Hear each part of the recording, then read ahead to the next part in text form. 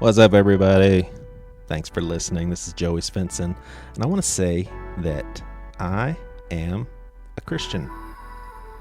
But I feel like what most people think an evangelical is, I'm not.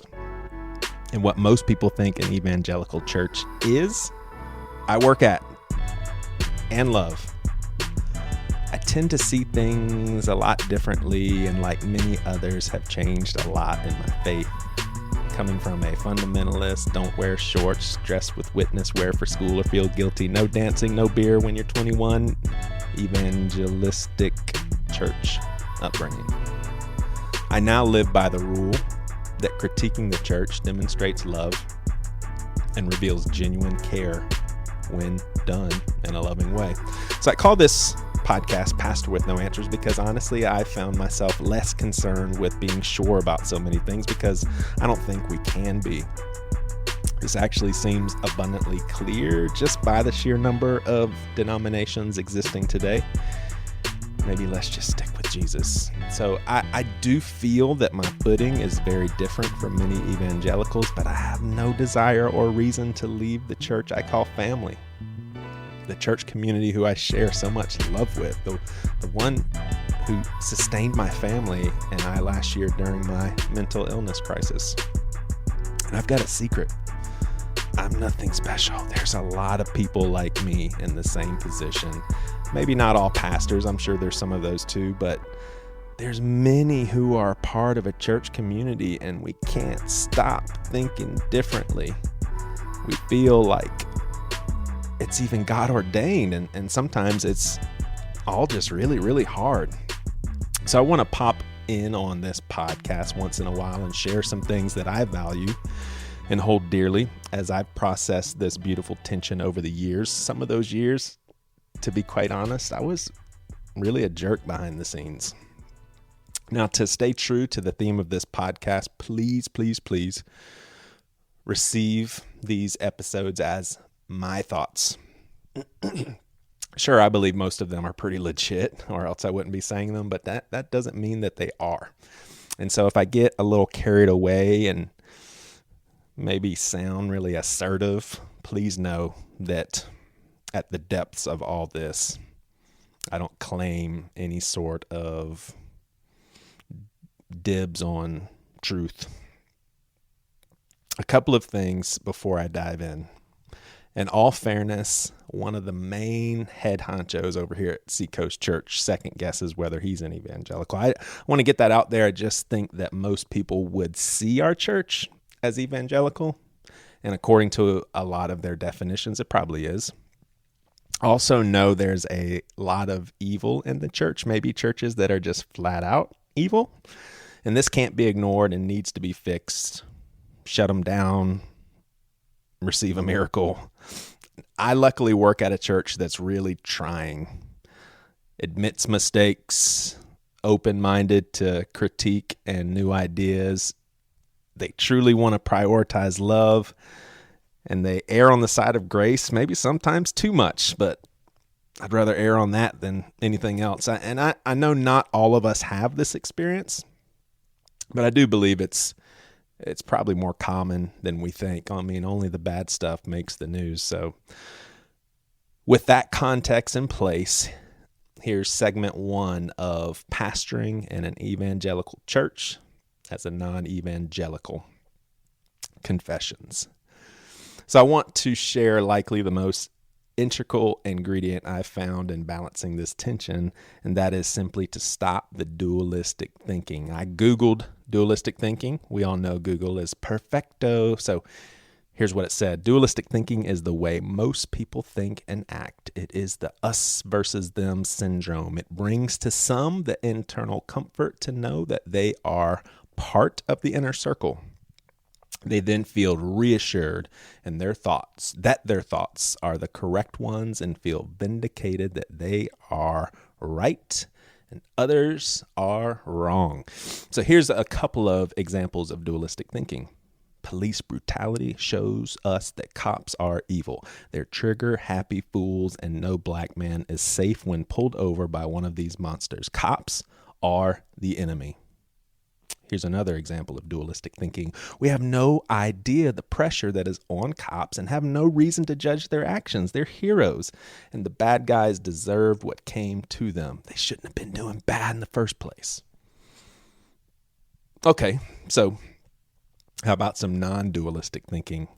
Cops have really done some horrible things. Literally, some are evildoers and don't need to be cops. But man, some cops are heroes and do a job that's sacrificial to them and their families. I mean, putting their lives on the line. So you hear me? Cops are evil. Cops are heroes. I've listened and read a lot of Richard Rohr. Joey's gone. Let me press stop and move on to my other favorite podcast. He's listening to Richard Rohr. Well, there you have it. Some more dualistic thinking. It's funny, I actually felt inclined to say, I don't agree with everything he says, but, and the only reason I would ever think to say something like that is because we mostly think dualistically. We shouldn't have to say that. I mean, who do we agree with on all matters, thoughts, and opinions? I don't think there's anyone.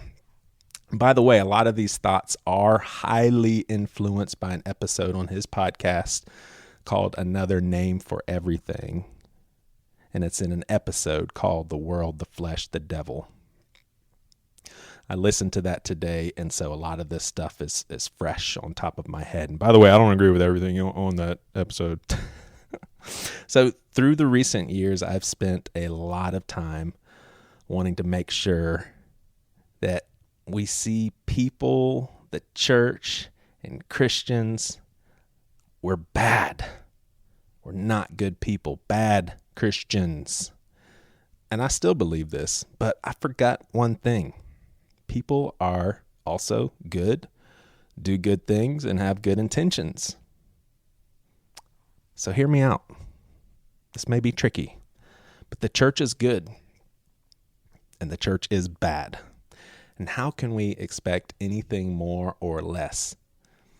As an organization, I was thinking about this. The church is like anything else. I mean, look at our healthcare system. It's good.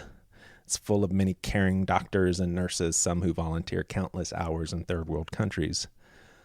Our healthcare system is bad. It's a bunch of people that just want fuller pocketbooks and don't really even care about health at all. I mean, there's so much good and so many opportunities within a capitalistic society and so much greed and corruption. And a quick note, I mean, many of us like to point out specific sins of others, and we neglect to see the systematic sins that we've accepted as our lifestyle. Joey Svendsen, yours truly, I like to be comfortable. Sometimes Jesus's words mess me up a little bit, and then I want to jump off the cliff of guilt. And that's dualistic thinking too. Maybe I should accept my wayward tendencies and daily try to get better. So here's the deal. When people are involved in anything, I think there's always good and bad, and I don't think that there's any way of getting around it. So did you know that one of the most significant contributions to the abolitionist movement were Christians who were kind of off the grid, maybe having, a lot of them didn't have anything to do with organized religion. Good Christians, while some bad pastors whipped their slaves during an after church brunch, underground good Christians were doing everything they could to put an end to the atrocity of slavery. Does that mean that church systems are altogether bad? Well, I'll ask you this. Do you think a house church disconnected from the church system altogether is altogether good? I'd say no to both. But here's what's most important to me. Both of them have within sincere people that are trying to love, trying to serve, and wanting to walk in the footsteps of Jesus.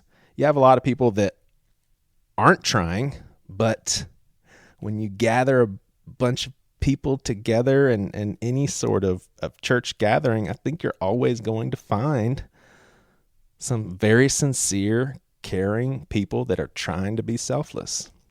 Father Rohr said something so profound. He said, we live with the rule of You either have to be totally enthralled in the system you're a part of or leave. I mean, that's crazy. And unfortunately, it's true.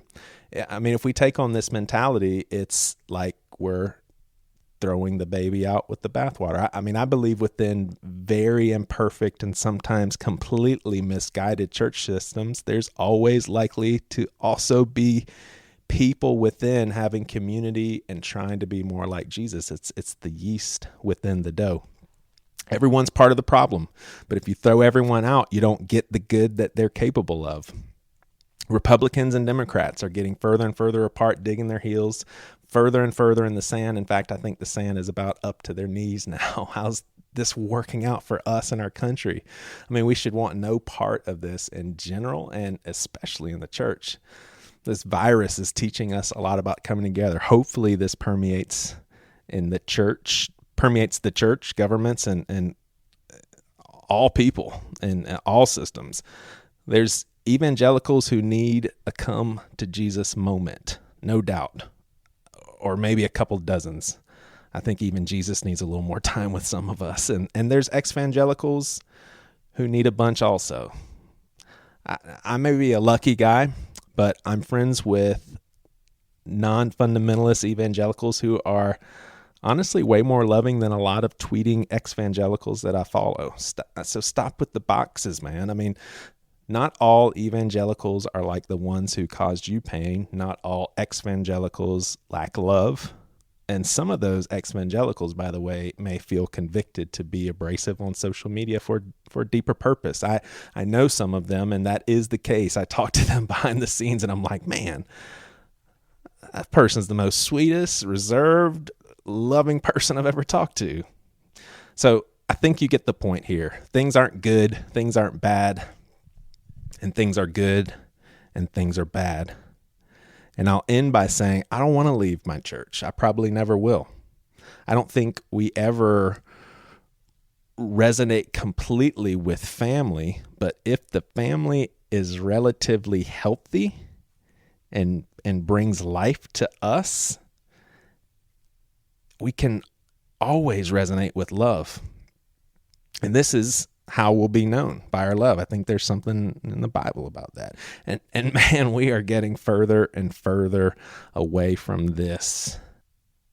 Let's literally knock this literal unloving shit off and get back to business of loving.